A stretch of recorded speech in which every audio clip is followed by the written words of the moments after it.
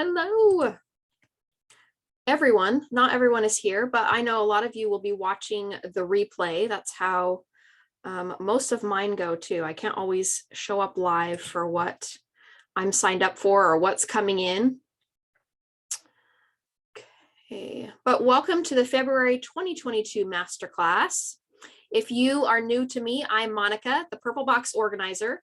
I'm a home coach, a professional organizer, and a certified life coach. I help women create personal and household goals to help declutter their home, schedule, and mind. I also help small business women start a social media presence that they are proud of and that feels attainable. I'm going to run through this masterclass that I've prepared. If we have any time at the end, feel free to ask questions. If we don't have time, then please reach out to me by email. I'm happy to answer questions or help clarify anything that maybe didn't seem clear enough on the masterclass. Okay. You can also reach out to me on Instagram or Facebook, wherever you're at. Okay. So this is the Virtual Organizers Mastermind February Masterclass. Most of you are in the Virtual Organizers Mastermind Facebook group. And that's how you found me here. And we're going to talk about today organizing virtually. This actually was a topic that came up when we first started the group, when it was a small group of I think there was 12, 13 of us. And it's taken me this long to gather thoughts and actually have the time to put it together and be able to present it to you. So I'm happy to finally be able to do that for you today. So a lot of this can transfer over. So maybe some of you who've come into the group are thinking about becoming an organizer. These are just some kind of steps to get you going that they could work for you if you're helping clients in their homes. But we'll just be talking specifically to be doing these things or think about these steps if you're trying to help a client virtually organize. Okay. So you want to come up with a list of questions that you're going to ask your clients. Okay. We want them to be able to talk about their goals, and we want to help them finish their goals. And then the third thing we'll talk about today is what homework to give them and kind of how you're going to follow up with them. Okay. The very first thing you have to decide, though, is if this client is a good fit for virtual sessions, because I know that they're not for everyone. Even some organizers cannot wrap their brain around, I don't know how to sit and watch them do. I have to be there and helping them. And I totally get that. But decide your method of communication. Are you going to do a Zoom just like this? Maybe you like Google Meets. Are you going to do it, have them use their laptop? Do they maybe not have a laptop, or they only have a computer and they just are going to set up their phone? So do a little practice to make sure that you can kind of see them, or at least be able to communicate with them while you're on the call. I always suggest meeting before the session so that you know exactly what you're working with, right? See the actual space that they want help with, because then you can kind of get a better vision of what they're wanting, and you can ask those questions that you're going to have. And here's some examples. So you want them to tell you a little bit about their homes and their situation.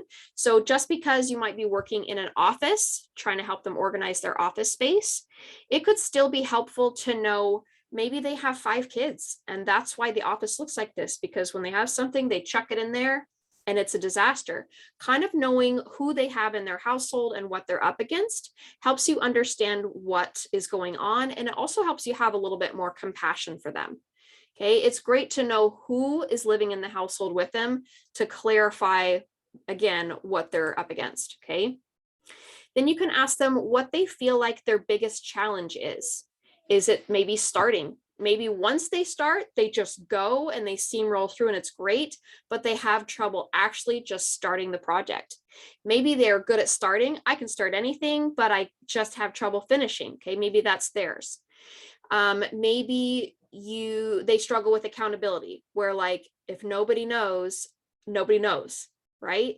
So if they have you on the call, that is a chance to be accountable, or for them to be accountable to you, that the thing, whatever their goal is actually going to be done. Okay. Maybe they struggle with how to even go about doing these tasks. I'm fine starting, I'm fine finishing. I don't need accountability, but I don't know how to organize this pantry and I need somebody's help. Okay. And then I want you to ask them what their biggest strength is, because obviously we don't want them to sit and stew about all the things that are wrong, all the things that they're struggling with, what their biggest challenge is, without trying to flip it around and say, what's your biggest strength? Because that's what's going to help them in what they're doing. Great. you're really good at finishing. This is so great. I'm going to help you start. And then we're going to be able to finish this. I know it. Okay.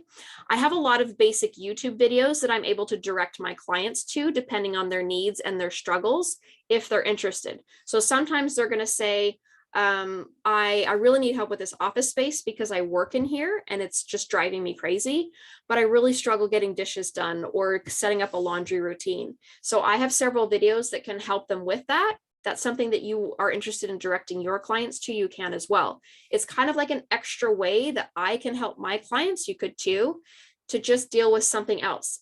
Even if they just put on the video and it's on an earbud while they're doing something else or doing a task, maybe they're sending out emails or whatever, it just helps keep their mind moving and helps them be thinking about systems and organization and cleaning and all the things that they need to be working on, okay? Then decide how long your session will be. So obviously, if you're in someone's house, you have to decide, are we going to work for 2 hours? Are we going to work for 3 hours? I've found that hour-long sessions or 50-minute sessions are usually the perfect time if you're online. For some reason, it's just a lot, probably because they're on their own and you're just kind of directing them, okay? Or guiding them. Monica, I'm sorry. Hi, Monica. Hi, how are you, Gabriela? Thanks for inviting me. How long did you say the time for the? If you're doing the virtual session, I suggest 50 minutes to an hour. That way they don't get too overwhelmed because they're kind of running the show. They're running from place to place, trying to take care of everything. Obviously, we want them to kind of stay in that area as much as possible, but it's a lot of mind work for them to do. Whereas if you're in the situation with them, you can kind of take a little bit of the load off. So that part is a little bit different, if that makes sense. Yes. Okay, Thank perfect. Yeah, you're welcome. All right, so again, I think it'll depend on the client's ability too, because there are some clients that could just go for a while, and then other ones, they're like, nope, I get too overwhelmed. I get a headache after an hour. I can't handle it. And we just want to be sensitive to what their needs would be, okay? And then decide how often and how long after the session that you'll be in contact, if this is something that you decide. Do you want to check up with them? Or do you want to just say, this is my time that I work with you, and then good luck, call me if you want any more sessions, right? So if you do want to connect with them after, would you do something like Marco Polo or the WhatsApp? Or maybe you do a phone call, or maybe you talk through them with Facebook messages or just by email, just depending on their comfort level and what you prefer, okay? Another good question to ask them is what their vision is for this space. What is the outcome that you want? This is really important because I feel like as professional organizers, we can have an idea of what we want it to look like, but that doesn't mean that that's their idea of how they want it to look like. So it's important to kind of hear their goals, hear their vision, and see basically what they want to get out of it, okay? Another good question to ask is, how does this space make you feel right now? Now, obviously, that's probably going to not take them to a great place, but that's the idea, is to kind of get out of them that this is not a place that I want to be at anymore, right? And this is why they're coming to us as professionals. But when it's clean and organized, we're going to flip that around. How will you feel about that space then? Because we want them to start visualizing and feeling that feeling of accomplishment, or maybe they want to feel peace because it's all nicely put together, everything's tidy, it's all decluttered, whatever their goal was. They want to feel peace, okay? Listen closely to their answers, their comments, and their needs. And that may need to go a bit, or you may need to go a bit of a different direction than you normally would, depending on what they want, right? You might go in there and be like, we need to declutter all this stuff and do this and that. And they might say, I don't want to declutter anything. I just want it to make it look a little bit more tidy, okay? I think the best is to be online with them while they organize and declutter, because it's very easy to talk to someone and get them fired up. And then they're going to say, yeah, I'm going to do this tomorrow. And then when tomorrow comes, We have no idea if they're going to really do that. So if we're online with them and we just kind of work that into the pricing of our package, then they have us there to support them and feel like, hey, I'm not in this alone. I feel like for me, it's worked really well. It just helps them have, again, a little bit better accountability. And then again, they can ask questions or get feedback like, I've had this for forever and my sister gave it to me, but I don't really love it, don't really need it. Is it okay to get rid of it? You can be the one that kind of gives them permission. Yes, absolutely. If it's no longer serving you, you can donate that or you can just throw it in the trash, depending on what it is. Okay. Another good question is ask them what they want this space to provide or what they want it to look like. Maybe they want it to have a whole different feel. Maybe once all the clutter is out or picked up a little bit better and more organized, maybe they want to flip the space around and move some furniture. That doesn't necessarily have to be you, but they want just a different feel for the room. Okay.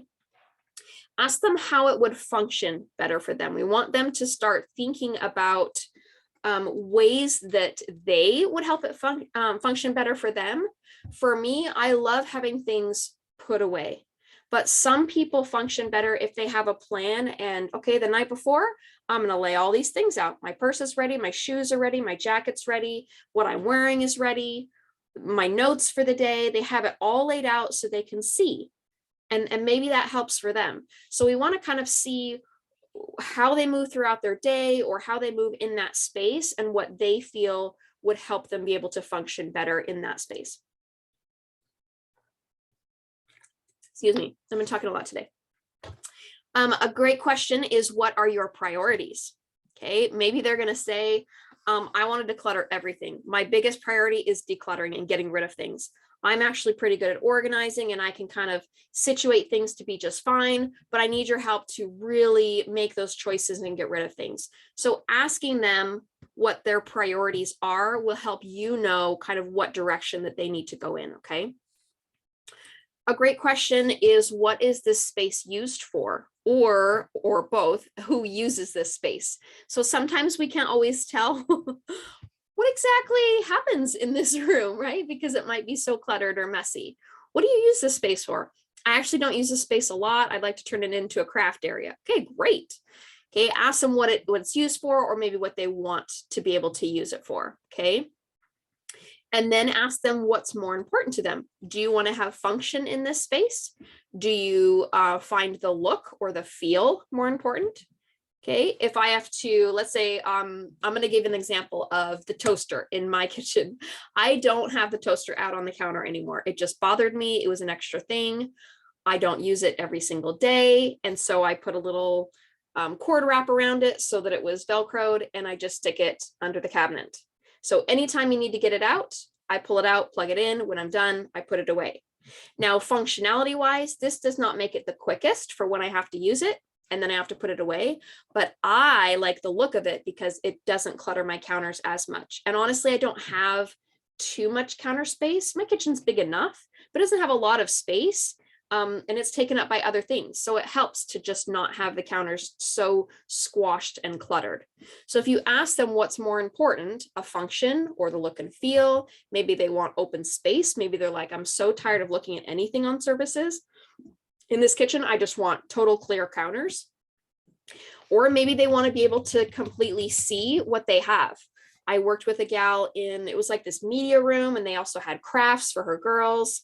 And I was trying to contain everything, and she didn't like that. She wanted to be able to know, I want to be able to see where the pencils and the markers and everything was. That was a whole nother thing, because then it's like, okay, then you have to kind of separate it, right? So you can kind of see, we can't really stack one thing behind in a cubicle. And then that means we're going to kind of run out of space. So we need to declutter more. So there's a lot of different ways that you can ask questions, and you can kind of work with them to see what's most important to them. So you can help them see like, okay, if this is your priority, we're going to have to work really hard in this area. Okay. And then a good question to ask is, are you open to decluttering? This may have already come up in your conversations, whether they're all for it or they're totally against it. But this is an important question to know, before you get going. You're going to tell them to grab a trash bag and grab a donation box, and they're going to say, what for? I was in California last year, April, I think. And I was visiting with my best friend and her Nana. She is just the sweetest, cutest Nana in the whole wide world. And she's lived in this house for many, many years. And there is so much stuff in there. And she goes, okay, honey, I'm going to need your help. When do you leave? And I was like, I leave tomorrow. Well, that's not going to work. I need your help organizing my house. And I was like, okay, Nana, what room would we start with first? And so she takes me in this random, what should be a guest room. There was a guest bed in there, but there was really no space to walk. And she had some piles on the bed. And so I said, okay, then let's start with decluttering. What's something that you can choose to get rid of? Oh, I don't want to get rid of anything. So I said, okay, then we're done. My work is done. It's an important question to ask. You kind of get the feel for where they're at. I don't know that I'll ever get the chance to help Nana in her house to declutter. It might be when her sweet soul has passed on to the next side, that I go and I help my best friend just kind of to throw most of it away, but declutter and kind of decide what to do with it. Because I know that she's extremely close to her Nana, and it's going to be kind of hard for her. But again, back to the main idea of decluttering. It's a really important question to ask whoever you're working with, so you know what you're working with. Okay. And then another question is, what is your timeline? Sometimes your clients don't have a very good idea of how long something will take, depending on how many things they have in that room or that space and area. And so we like to kind of talk to them. Okay, I helped a client one time that I said, what's your timeline? And she said, I want this living room clean and organized because I'm having guests for Thanksgiving. And we were just a couple weeks away. So we knew that we didn't want to go anywhere else or stray from where we were working, so that we could make that space look really nice. We decluttered, we organized, we dusted and cleaned. It looked fabulous. And then it was so sweet. You could tell that she was really proud of that space instead of being embarrassed that I was there. That's the joy of our work, right?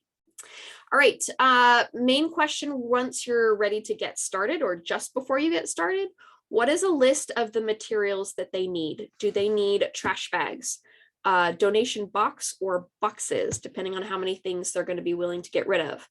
I like to have a box or a bin for items that don't belong in that space, but that they're not necessarily getting rid of. So they don't have to leave that space. They can just chuck it in. Oh, that goes in my daughter's room. I'm going to chuck that in there. Okay.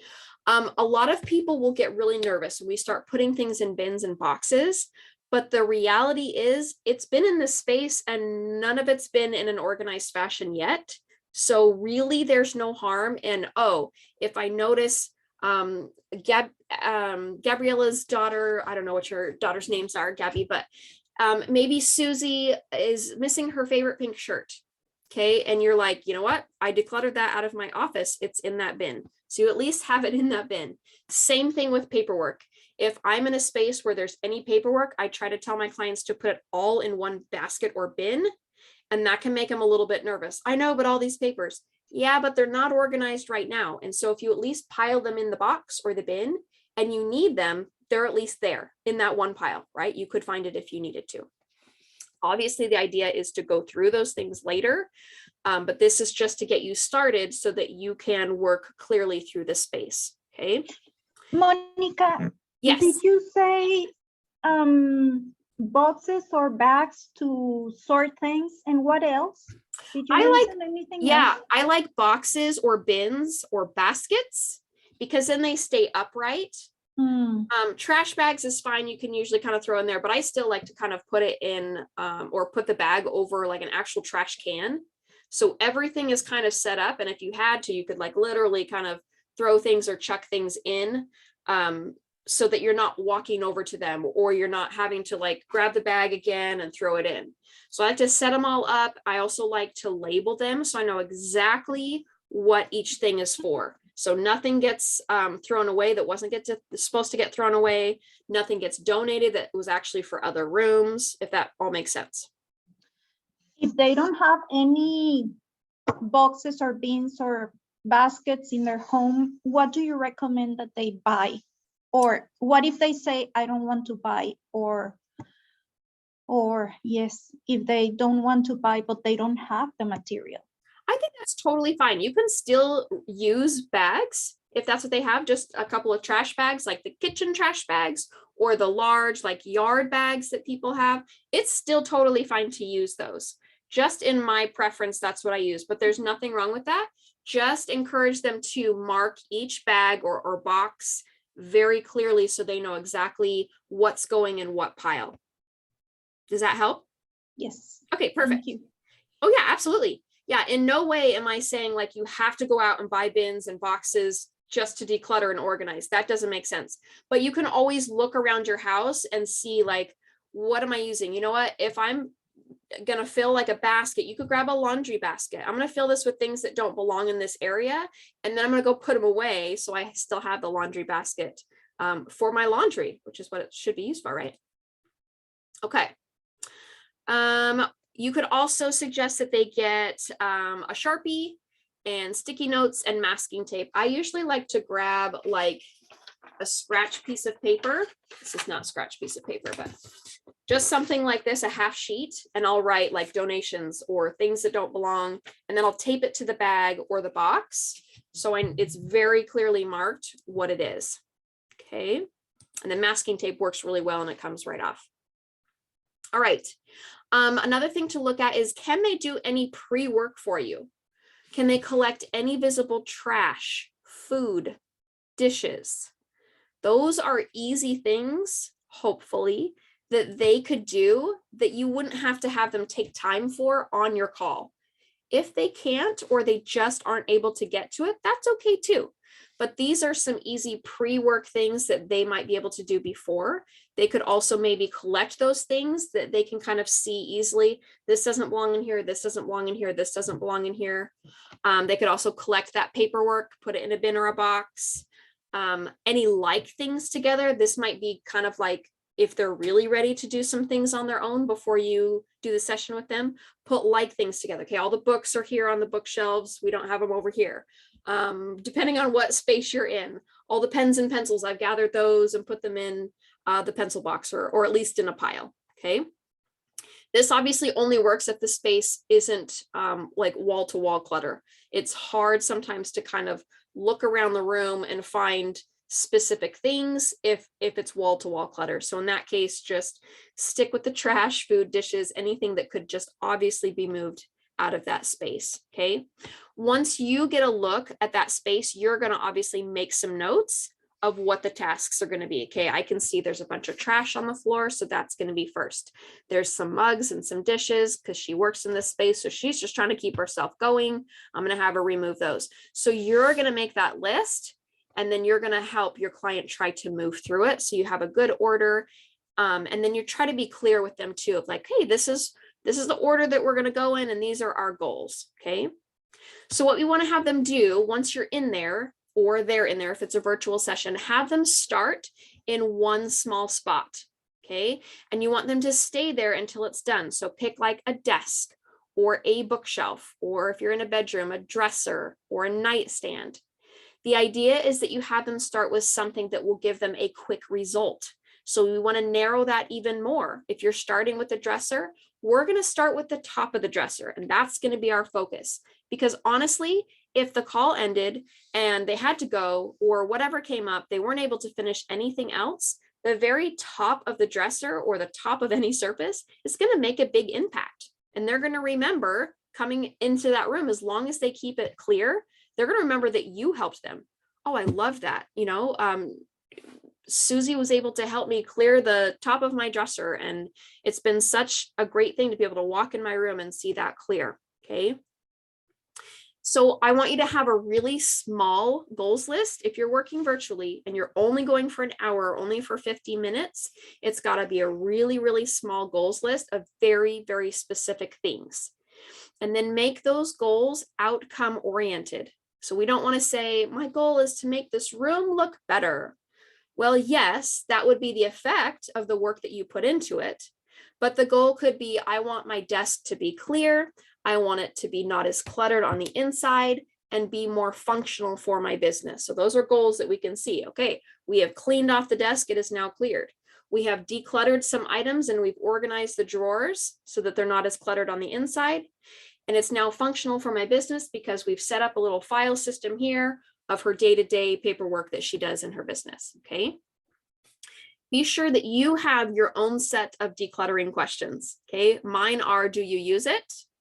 Do you need it? And do you love it? And I feel like those kind of cover things. We might not love everything, but I do have to keep bills because they have to be paid and I have to keep record of them. But it's something that like, I don't love it. I never use it and I don't really need it. So if those questions aren't answered a yes, any of them, then it's easy to say, oh, I guess I really don't need this object. Okay, so we want to encourage them to finish that one thing first and keep at it. And this hopefully gives them that one completed space, even if it's just that dresser or just that nightstand. If you can tackle that desk space, great. But they now understand how your process works, about how long it takes and the effort involved. And then they have tools forever if they choose to use them. Whatever method you use to help them organize that desk space, guess what? They can use that to go do it in their room or in their kitchen. And they have those tools that they can use. Okay.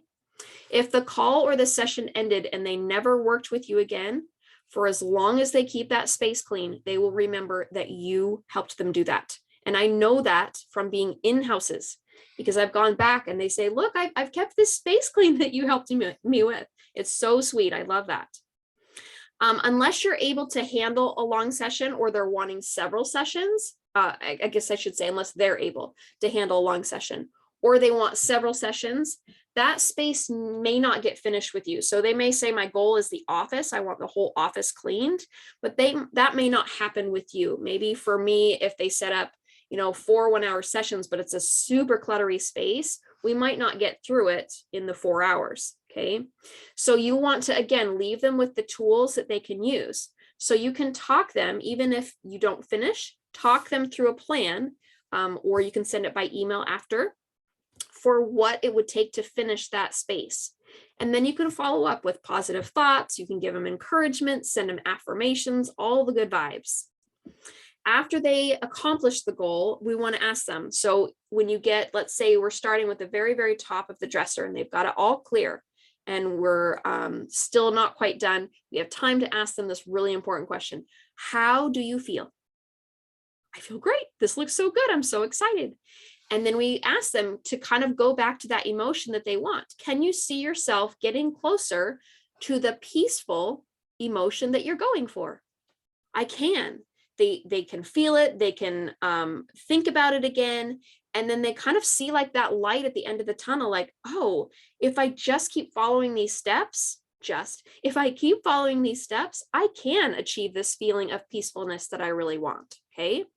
And then we want to reaffirm that they did what they set out to do and that you just helped them focus their efforts while you were helping them work through the session. You did this on your own. You did such a good job. And I'm so proud that you were able to clear the top of that dresser. What a great job you did, right? It just kind of helps like, I did do that, didn't I? Gives them encouragement and it just will motivate them and want them to do more. Okay. If you have a plan for them to kind of work on their own and do more, which is typically most of the cases that I work with, we're going to ask them how much time per day and per week they can dedicate to those goals of finishing. Okay. Whatever goals they set that they still want to accomplish, if the space isn't finished or you want to go onto a new space, this is good for that. Okay. And then I have them schedule in their homework or their project time so they know exactly when they're going to do it. They can't say, I'm going to work every day for an hour. Okay, well then let's put that in your schedule. And they might look at their Tuesday and say, oh, I actually have sports with my kids and a lot of carpool, or I'm really booked that day with a lot of work calls and clients. So that actually isn't a good day to fit in an hour of organizing or whatever they're working on.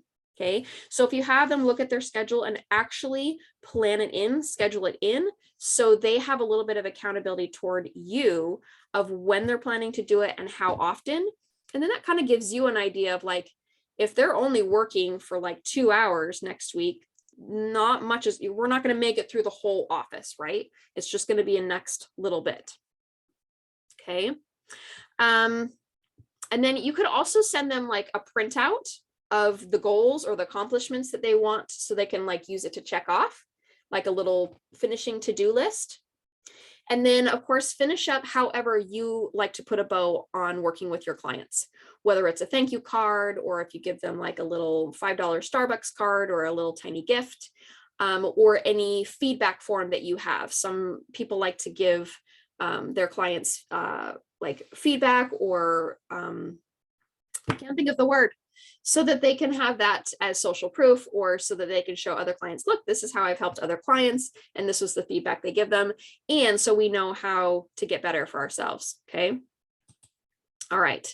So this is just obviously not the way, but this was just kind of what I came up with to help you work through if you wanted to try doing any virtual sessions. Almost all of them work pretty well if you're going to be working with them in person as well, to ask those questions ahead of time so that you know what you're going to be working with and how best to help that specific client. Okay. If you liked this masterclass, whether you're here or you're watching it on the replay, because I know a lot of people like to catch the replays, and you'd like to work with me, I'm going to tell you the ways that you can. I have a 50-minute coaching session for $97. We can work on organizing, home management, mindset, or we can work on a social media plan for you and getting started with that. We can also organize some things in your business. If you're like, I'm just not sure where to go from here or where to start on this particular topic, I can help you do that. It also includes 1 week of Marco Polo access to me so that you can ask questions, you can get feedback, and I can cheer you on. And if Marco Polo is not your jam, we can talk about another way to be in contact with each other. So if you have questions, you can send them to me, whether it's by Facebook Messenger or the WhatsApp, or by email, whatever you prefer and is your comfort level. My second offer is 4 50-minute coaching sessions for $397. I had a client that is a virtual organizer go through this session. And at the very beginning, she came to me and was like, after one of my master classes, she was like, I'm not even sure if I want to start a business. It just doesn't seem like there's any point. I'm kind of thinking about A, B, and C. And within a couple of emails, she had decided, okay, I'm going to give this a try and I'm going to go for it. So she did this package, and wasn't even 2 weeks into her sessions, she was filming videos. She had set up her business profile on Facebook. She had done so many things. It was such a good way for her to get over some of the mind blocks that she had about starting and to have some accountability. And then she used the Marco Polo app. She says it's her favorite, to be able to ask me questions. Hey, I'm thinking about this. What do you think about this? And then I could say, go for it. Or, well, this helped me if I did it this way, so maybe tweak it this way. We did that a lot in how she was explaining her offers, so that people knew exactly how to work with her, what her system was, and how much to charge. Okay. This one is a great way to set some goals and to have some accountability in accomplishing them. This 4 50-minute sessions includes 5 weeks of Marco Polo access to me. So that's really helpful to still have my eyes on what you're working on and to be able to talk through some ideas. And I've gotten some great feedback, like I said, on being able to go back and forth instead of only having like the weekly session and then you're on your own until I see you again. It's just really helpful to kind of have that back and forth. So that's why I keep it in there. My newest offer is called the Choose to Be You 16-week program. This one's a little bit different because it's not necessarily working on only organizing or only doing your business. However, the thoughts and the things that you're dealing with can absolutely be incorporated in this program. It is a one-on-one coaching experience, and we use the Mind Firm method, which I was trained in, and it gives you the amazing workbook that you get to keep and reuse. The cost is $2,000. This program helps you to learn the power of your thoughts and learn how to process your emotions. You no longer have to sit and like, I'm so frustrated, or I'm so anxious, or I'm so worried about this one thing, and not know where to put that energy or not know how to move forward. This helps you be able to do that. And that helps you learn the process of self-coaching so you can do that on your own. And then you can end up living your best life and you move forward with purpose. You get my full support in this process as I guide you through the weekly lessons. You also get Marco Polo access to me, or whatever access works for you, for the entire 16-week program. Okay, it's like having me as your personal coach in your back pocket at all times. It's awesome. For coming to this masterclass or for watching the replay, I wanted to make you a special offer. If you choose the 16-week Choose to Be You program, I'm going to give you $200 off. And this is not an offer that I'm making on social media. It's just for you being here at this masterclass that you'll get in the email. Okay. Before I work with anybody, I do have you set up a free 30-minute Coco chat so that you can ask any questions, and there's absolutely no obligation to work with me after that. We go on the Coco chat for 30 minutes and we talk about how you might use a program or what program might suit you the best. And then I let you go. I let you decide for yourself if you'd like to work with me. There's no obligation at all. Okay. I'm super easy that way. I am not pushy. If you're not ready to work with me, I still hope that you continue to follow me on social media. I am the Purple Box Organizer on Instagram, on my Facebook page. I also have a YouTube channel with helpful videos there. Please reach out to me if you have any questions. I'm happy to answer those with whatever questions that you might have. Thank you so much for coming, ladies.